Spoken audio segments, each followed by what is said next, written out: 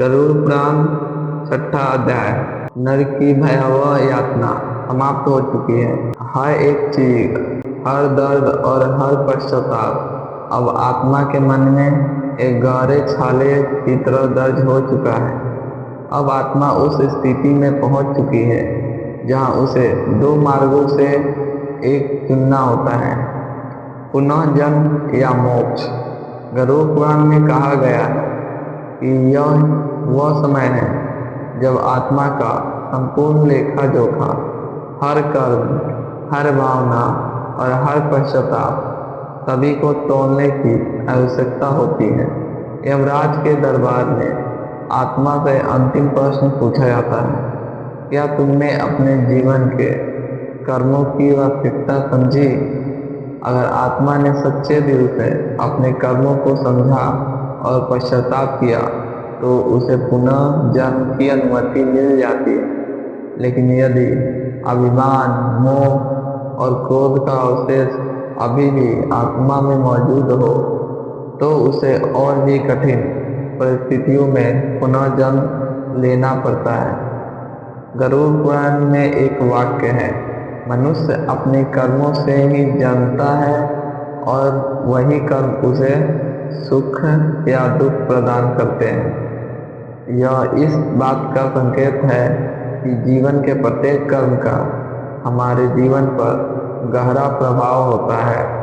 पुनः जन्म का रहस्य जो आत्मा ज्ञान प्राप्त कर चुकी है उन्हें पुनः जन्म मिलता है, लेकिन हर नया जीवन पुराने कर्मों के अनुसार तय होता है। जिनका जीवन दया और सेवाओं से भरा होता है उन्हें सुखमय जीवन मिलता है। जिन्होंने जीवन में छल और धोखा किया उन्हें कठिन जीवन मिल सकता है। जो लोग सत्य और ज्ञान की खोज में रहते हैं उन्हें उच्च परिवारों में जन्म मिलता है ताकि वे अपने ज्ञान का विस्तार कर सके। और फिर मोक्ष का मार्ग, मोक्ष वही स्थित है जहां आत्मा संसार के संसाधनों से पूरी तरह मुक्त हो जाती है।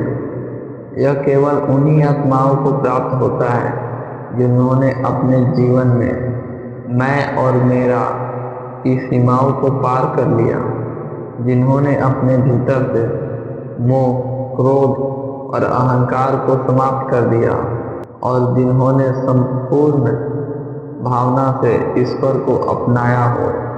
गरुड़ पुराण में कहा गया है, ज्ञान के बिना मोक्ष संभव नहीं और शांति के बिना ज्ञान प्राप्त करना असंभव है। इसका मतलब है कि अगर आत्मा को मोक्ष प्राप्त करना है तो उसे ज्ञान की प्राप्ति और शांति की स्थिति में होना आवश्यक है।